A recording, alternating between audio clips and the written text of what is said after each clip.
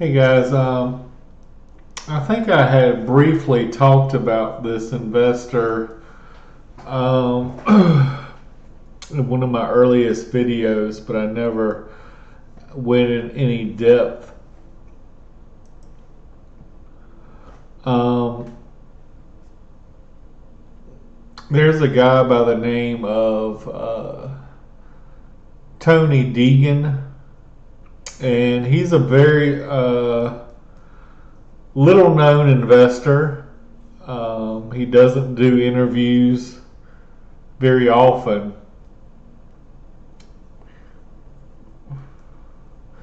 But these happen to be some of the companies that he is invested in. And a lot of these are foreign, to the U.S. BIC is, I think, a U.S. company. I'm not sure. They make pins. But a lot of these are in Europe. So may not be able to invest in them as a U.S. investor. You might be able to. I think you can, but a lot of them are very expensive. But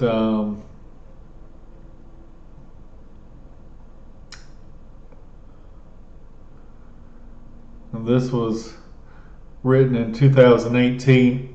So actually, I kind of been doing this for a while because this video is 5 years old. Um,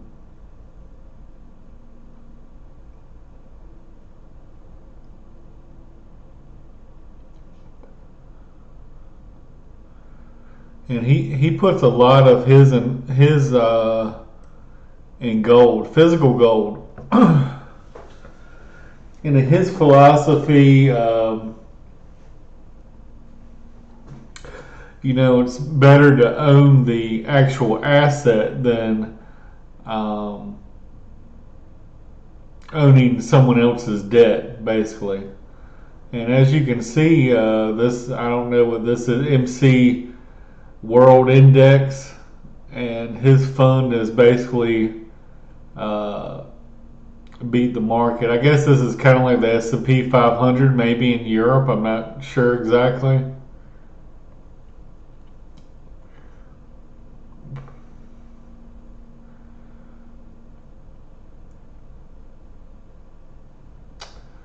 But it has you know, this is a good little article that kind of sums up the interview.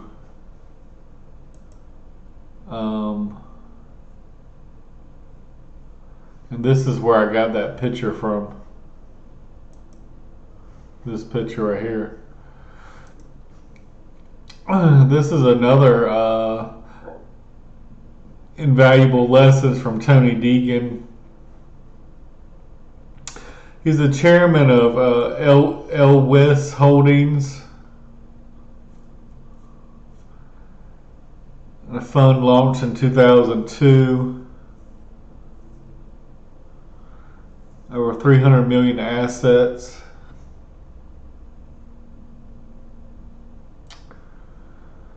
That range from branded dairy products to a fragrance company and a salmon farm.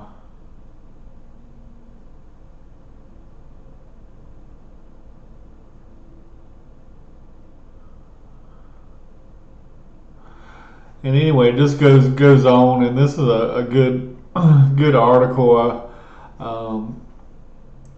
But I want to get into the video, and I actually had recorded this, and I fell asleep, and the video ended up being 7 hours. And basically, after hour one, you just hear me snoring. But so I'll probably have to do this in segments.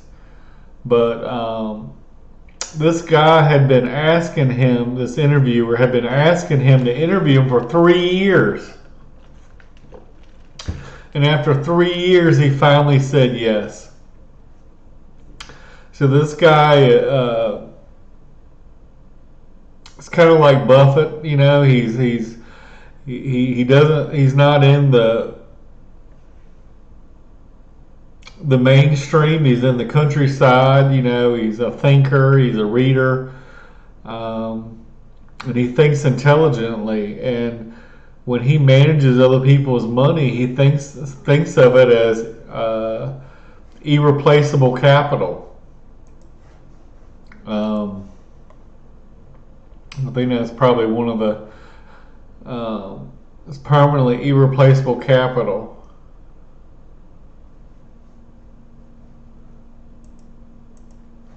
But anyway, enough for the introduction. I'd like to get into it. Through a series of conversations with brilliant investors in every... Of course, I start out, and 2 seconds later we got an ad. But this is from Real Vision. My education by digging deeper into the lives and careers of my guests to try and learn how they think. I want to understand the experiences that have shaped them, the failures they've bounced back from, and the lessons that those failures have taught them. And I want to break down how this framework has evolved over the years and see how he looks at the process of investing that which he considers permanent, irreplaceable capital. So please join me for a conversation with Tony Deegan. There are going to be people that watch this who know you, and they're probably sitting there thinking, why the hell is Tony Deegan doing here?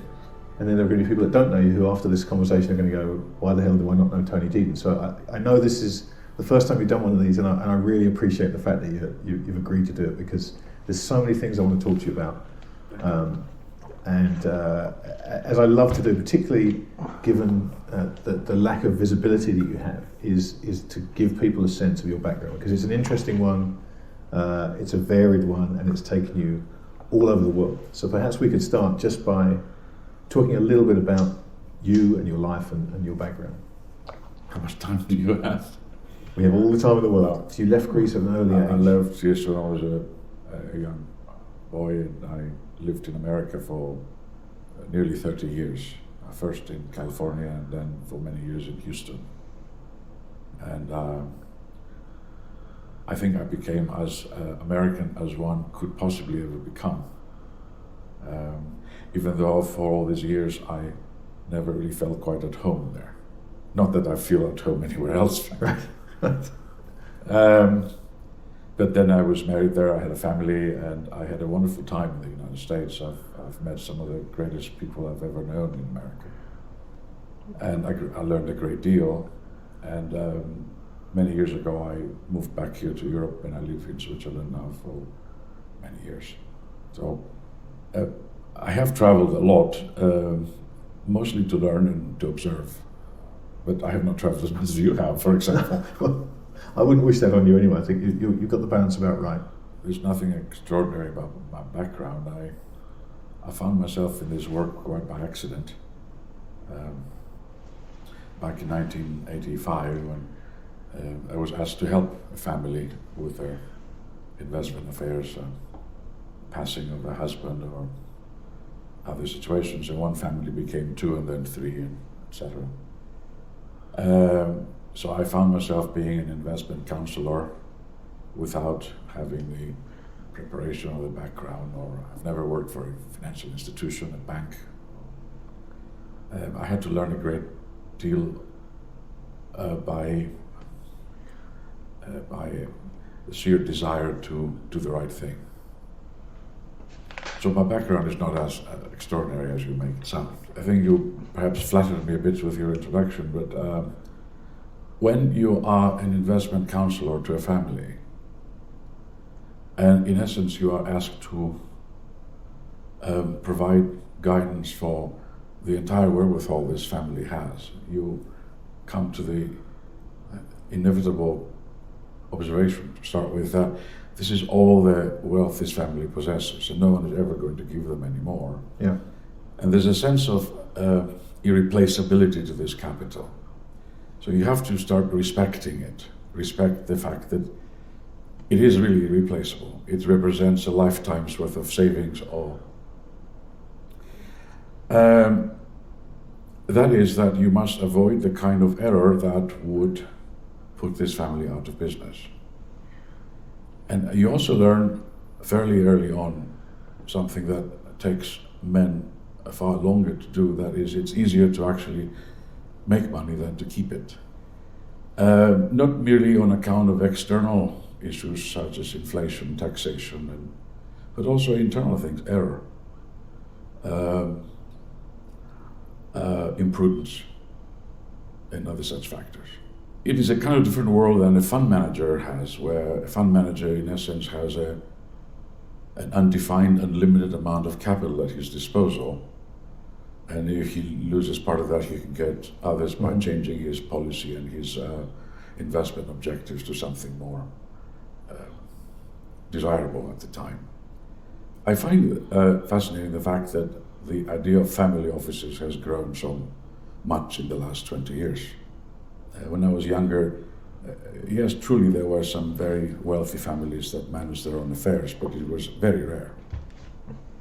And I often thought about the reasons that contributed to this, and I cannot help but say that perhaps one of the reasons is that the investment management industry and the banking industry have failed in their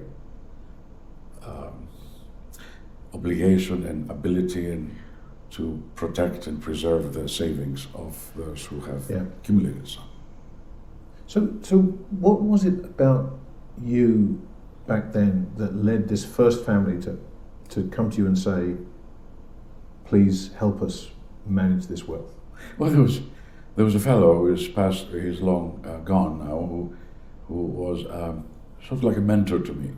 At the time I must have been 30, say, or something like that, and he was in his 70s, and he liked the way I thought. I was on the board of a finance company, and I was very curious about matters of money, but I was always more interested in what can go wrong than what can go right. Right. And I always thought that what could go wrong was not necessarily of a quantitative nature, like the stock market or the bond market, but the kind of decisions that one makes and the impact of those decisions, both in the long and short term, on the whole. So he's the one who originally made introductions to one or two families, and he's the one who sort of pushed me to pursue this. How did you begin to form the framework that helped you invest? Because I know that's changed and morphed over the years, but how did you begin to think of investing? What was your first perspective on it? Well, initially I did not know much. I erred on the side of inaction. But then I made some friends, particularly with some large firms that I knew at the time, and I learned about this idea of prevalent among investment management firms about seeking to understand the investment objectives of their clients and risk parameters, so to speak, and designing some kind of portfolio that is suitable to their needs. At the time, this sounded really wonderful to me because it was very structured and it made a lot of sense. I've since figured out that it's nonsense. Right. I had one or two friends in among a Swiss bank in New York, and I went to them for help.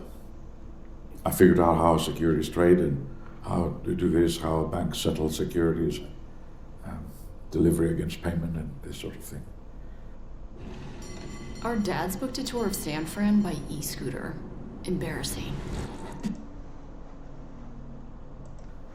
And then I came across this idea of value investing, the Graham Dodd and Warren Buffett type of things that every American with, comes across from time to time. I really was not aware of anything other than, and I began reading some of these great investors and others. I was fascinated with the idea of value as defined by such value practitioners, only because it made sense. Theoretically, but it was a different world. And then came the crash of 1987, if you remember, which did not really affect me a great deal because I had no exposure to the equities market.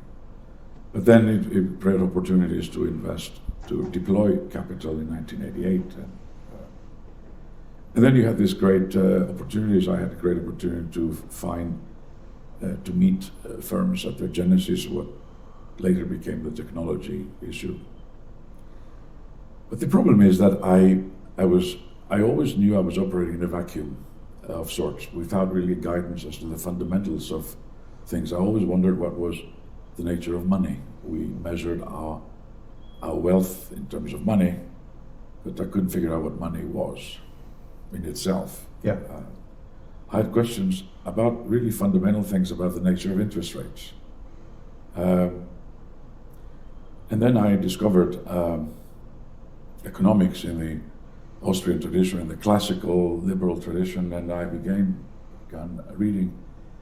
And it changed my perspective a great deal, not in that economics makes you a better investor, but it gives you a light with which to see the furniture in the middle of a room in the dark. Right. That's more or less. Right. I borrowed this from James Grant. So I became concerned with the nature of risk, the nature of value for what it was. I became aware that the quantification that was largely embedded in the financial sector was not really necessary. And I felt that the only way to protect this capital, and I had this kind of portfolios that were standard back those days. They used to call them a balanced portfolio, if you remember. And I had defined the work around this idea of capital preservation back those days when capital preservation meant the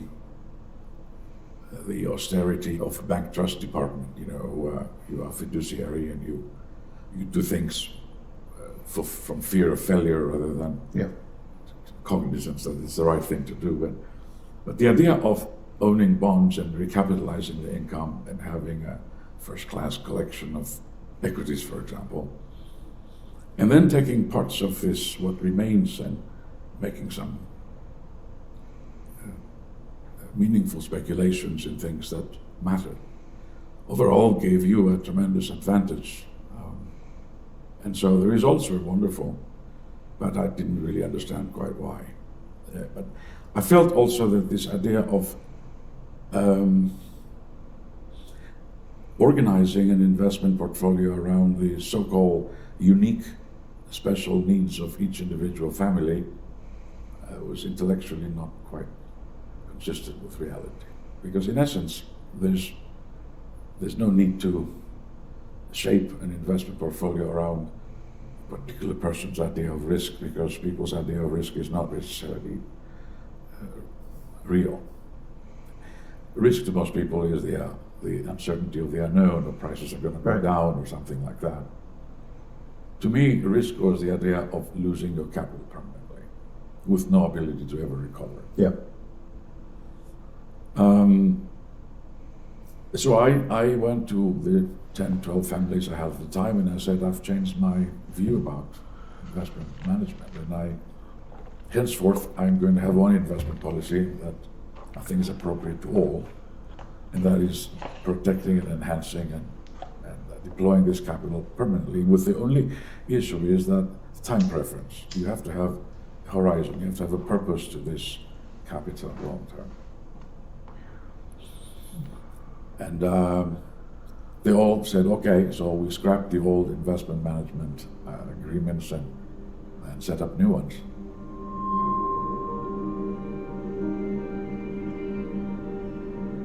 I think there was a necessary growth and a change, because as you learn more things, you become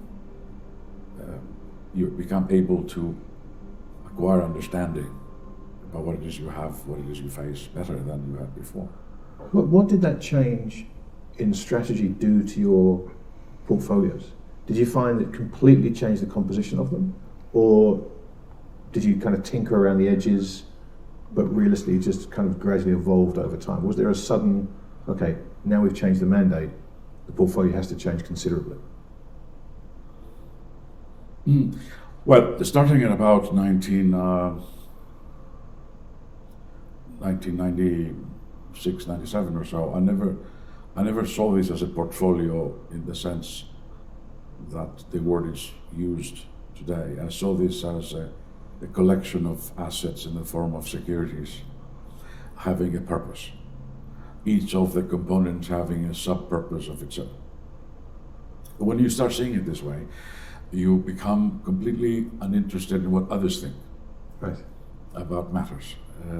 The idea of having X% in industrials and Y% here and overweighting this and underweighting that is just complete madness. It doesn't make any sense. And any more than a car manufacturer thinks that he has to have X% of an automobile in glass, Y% in steel, and etc. It makes no sense.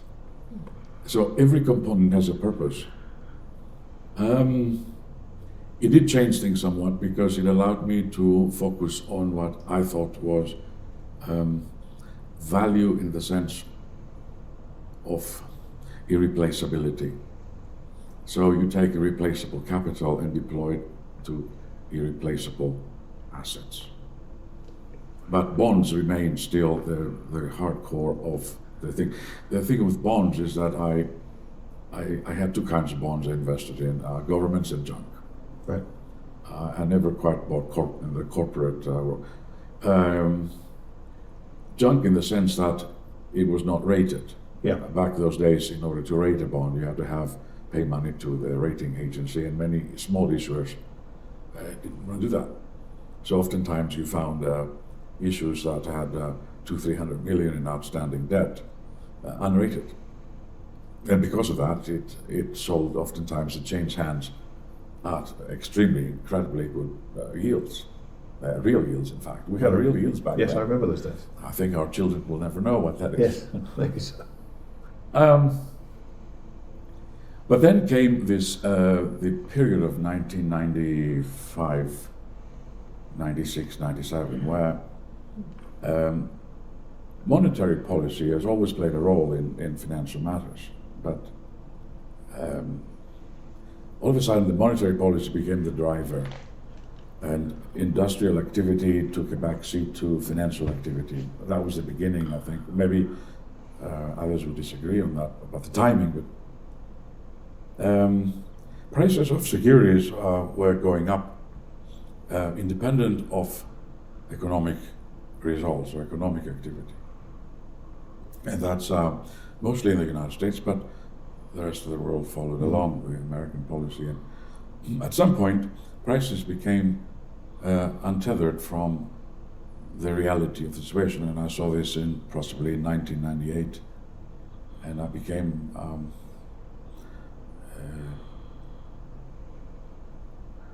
certain that there must be an error, and the error must be either outside or it could be mine. I couldn't see the fact that the world had changed, and I went through a period of soul searching because I thought perhaps I was too old-fashioned. I had too many rigid ideas, and the world was changing. Remember, those were the days of Mr. Greenspan, who advocated a complete revolution in productivity and other such factors. And I asked myself, perhaps I'm wrong.